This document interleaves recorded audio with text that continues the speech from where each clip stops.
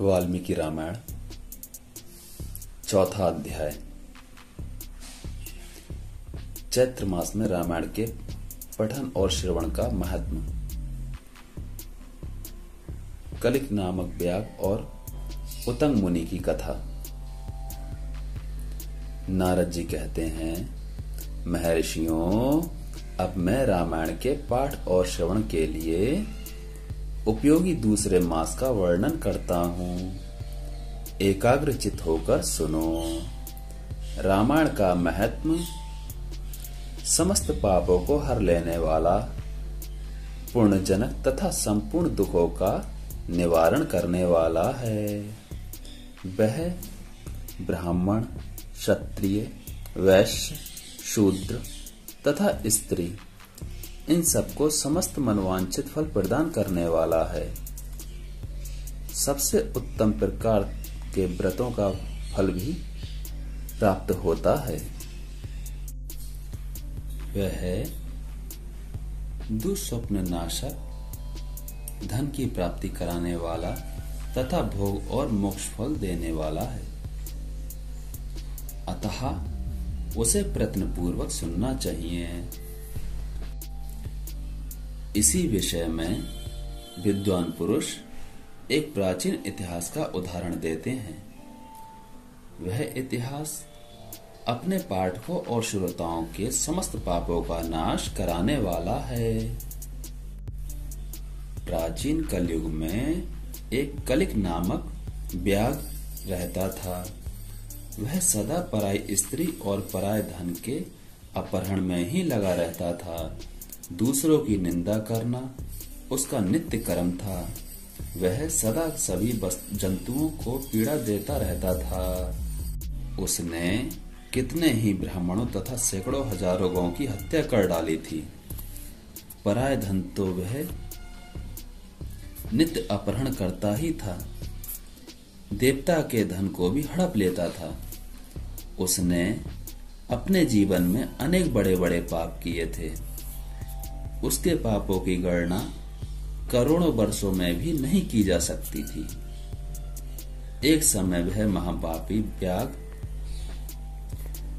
जो जीव जंतुओं के लिए यमराज के समान भयंकर था, सौबीर नगर में गया। वह नगर सब प्रकार के वैभव से संपन्न, वस्त्र आभूषणों से विभूषित, युवतियों द्वारा सुशोभित, स्वच्छ जल वाले सरोवर से अलंकृत था तथा भांति भांति की दुकानों से सुसज्जित था। देवनगर के समान उसकी शोभा हो रही थी। व्याग उस नगर में गया। सौबीर नगर के उपवन में भगवान केशव का बड़ा ही सुंदर मंदिर था, जो सोने के अनेक कलशों से ढका हुआ था। उसे देखकर व्याग को बड़ी प्रसन्नता हुई। उसने ये निश्चय कर लिया कि मैं यहाँ से बहुत सा स्वर्ण चुरा कर ले जाऊंगा। ऐसा निश्चय करके वह चोरी पर लट्टू होने वाला व्याग श्री राम के मंदिर में गया। वहां उसने शांत तत्वार्थ वेदिता और भगवान की आराधना में तत्पर उतंग मुनि का दर्शन किया, जो तपस्या की निधि थे। वे अकेले ही रहते थे और उनके हृदय में सबके प्रति दया भरी थी। उनके मन में केवल भगवान के ध्यान का ही लोभ बना रहता था। उन्हें वहां उपस्थित देख व्याग ने उनको चोरी में विघ्न डालने वाला समझा।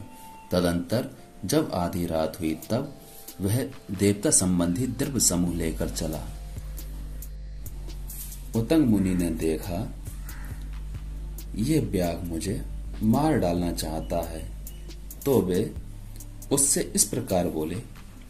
उतंग मुनि ने कहा, ओ भले मानुष, तुम व्यर्थ ही मुझे मारना चाहते हो।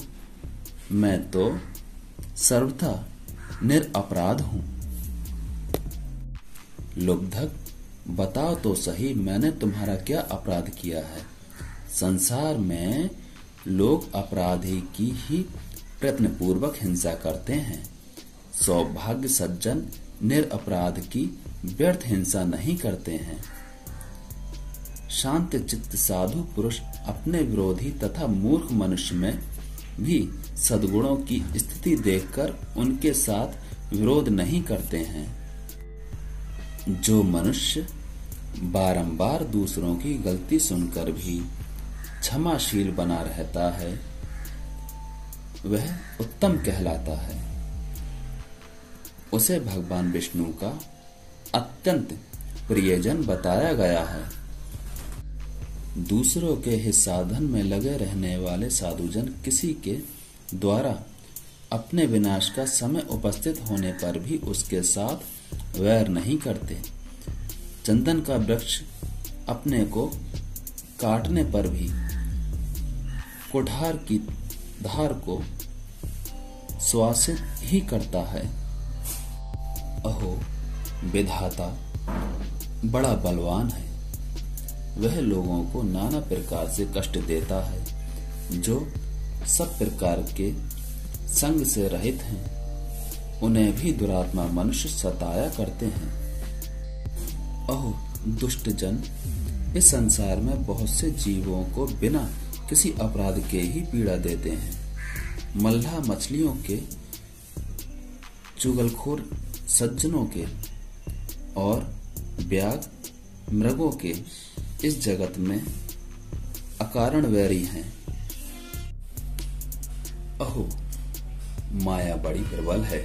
वह संपूर्ण जगत को मोह में डाल देती है तथा स्त्री, पुत्र और मित्र आदि के द्वारा सबको सब प्रकार से दुखों से संयुक्त रखती है। मनुष्य पराय धन का अपहरण करके जो अपनी स्त्री आदि का पोषण करता है, वह किस काम का? क्योंकि अंत में उन सबको छोड़कर वह अकेला ही परलोक की राह लेता है। मेरी माता, मेरे पिता, मेरी पत्नी, मेरे पुत्र तथा मेरा परिवार, मेरा घर, इस प्रकार ममता व्यर्थ ही प्राणियों को कष्ट देती है। मनुष्य जब तक धन लाता रहता है, तभी तक लोग उसके भाई बंधु बने रहते हैं और उसके कमाए हुए धन को सारे बंधु बांधव सदा भोगते रहते हैं। किंतु मूर्ख मनुष्य अपने किए हुए पाप के फल रूप दुख को अकेला ही भोगता है। उतंग मुनि जब इस प्रकार कह रहे थे, तब उनकी बातों पर विचार करके कलिक नामक व्याघ्र भय से व्याकुल हो उठा और हाथ जोड़कर बारंबार कहने लगा, प्रभो, मेरे अपराध को क्षमा करिए। उन महात्मा के सत्संग के प्रभाव से तथा भगवान का सानिध्य मिल जाने से उस लुब्धक के सारे पाप नष्ट हो गए तथा उसके मन में निश्चय ही बड़ा पश्चाताप होने लगा। वह बोला, विप्रवर, मैंने जीवन में बहुत से बड़े बड़े पाप किए हैं, किंतु वे सब आपके दर्शन मात्र से नष्ट हो गए। प्रभो, मेरी बुद्धि सदा पाप में ही डूबी रहती थी।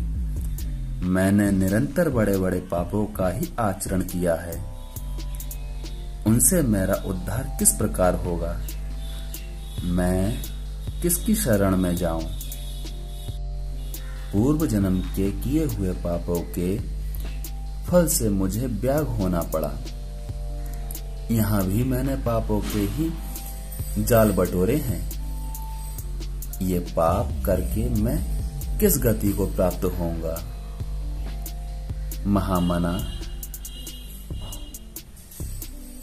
कलिक की यह बात सुनकर ऋषि उतंग इस प्रकार बोले। उतंग ऋषि ने कहा, महामते व्याघ्र, तुम धन्य हो तुम्हारी बुद्धि बड़ी निर्मल और उज्जवल है, क्योंकि तुम संसार संबंधी दुखों के नाश का उपाय जानना चाहते हो। चैत्र मास के शुक्ल पक्ष में तुम्हें भक्ति भाव से आदर पूर्वक रामायण की कथा सुननी चाहिए। उसके श्रवण मात्र से मनुष्य समस्त पापों से छुटकारा पा जाता है। उस समय कलिग व्याग के सारे पाप नष्ट हो गए। वह रामायण की कथा सुनकर तत्काल मृत्यु को प्राप्त हो गया। व्याग को धरती पर पड़ा हुआ देख दयालु उतंग मुनि बड़े विस्मित हुए। फिर उन्होंने भगवान कमलपति का स्तवन किया। रामायण की कथा सुनकर निष्पाप हुआ व्याग दिव्य विमान पर आरूढ़ हो उतंग मुनि से इस प्रकार बोला, विद्वान, आपके प्रसाद से मैं महापातकों के संकट से मुक्त हो गया, अतः मैं आपके चरणों में प्रणाम करता हूँ। मैंने जो किया है मेरे उस अपराध को आप क्षमा कीजिए। सूत जी कहते हैं, ऐसा कहकर कलिग ने मुनि श्रेष्ठ उतंग पर देव कुसुमों की वर्षा की और 3 बार उनकी परिक्रमा करके उन्हें बारंबार नमस्कार किया। तत्पश्चात अप्सराओं से भरे हुए संपूर्ण मनोवांछित भोगों से संपन्न विमान पर आरूढ़ हो वह श्री हरि के धाम को जा पहुंचा। अतः विप्रवरों, आप सब लोग रामायण की कथा सुने। चैत्र मास के शुक्ल पक्ष में प्रयत्न पूर्वक रामायण की अमृतमयी कथा का नवा पारायण अवश्य सुनना चाहिए। इसलिए रामायण सभी ऋतुओं में हितकारक है। इसके द्वारा भगवान की पूजा करने वाला पुरुष मन से जो चाहता है उसे निसंदेह वह प्राप्त होता है। नारद जी कहते हैं, सनत कुमारों, तुमने जो रामायण का महत्व पूछा था वह सब मैंने बता दिया। अब और क्या सुनना चाहते हो?